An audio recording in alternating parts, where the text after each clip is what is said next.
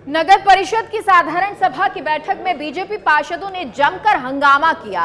बैठक में कुल 11 एजेंडे रखे गए थे, जिन पर बहुमत से सहमति के आधार पर एक एजेंडे को छोड़कर सभी पास कर दिए गए।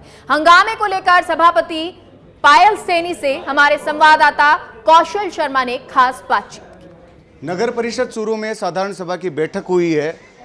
एजेंडे रखे गए थे 11। कितने एजेंडों पर सहमति बन पाई है, इसके लिए हमारे साथ चर्चा के लिए हमारे साथ हैं पायल सैनी, सभापति चूरू। जी मैडम, कितने एजेंडे थे और कितने पे सहमति बन पाई है?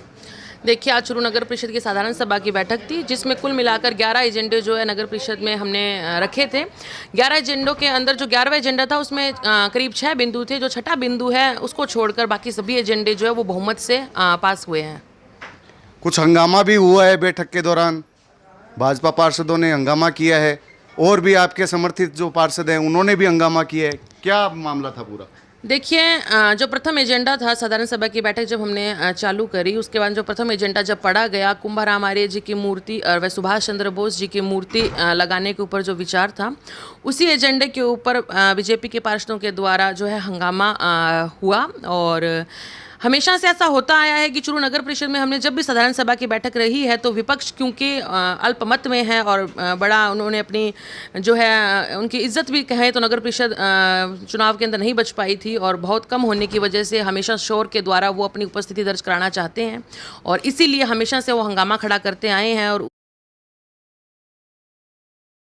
उसी परिपाटी पर चलते हुए उन्होंने ये भी नहीं सोचा कि ये जिस मूर्तियों पर विचार है वो एक वास्तव में जनहित का एजेंडा है। और ये जो महान पुरुष रहे हैं जिन्होंने कुंभाराम जी की हम बात करें तो उन्होंने चूरू के लिए क्या नहीं किया, और सुभाष चंद्र बोस जो सुभाष चौक हमारा सदियों से जाना जाता है उसके ऊपर अगर आज मूर्ति लग जाती है तो उसका क्या विरोध किया जाए। लेकिन उन्हें बिल्कुल भी जो है बुद्धि का परिचय नहीं देते हुए उसका विरोध चालू किया और उसके बाद में वो एक स्वर के अंदर जो है वो लगातार अपना विरोध जो है वो दर्ज कराते गए।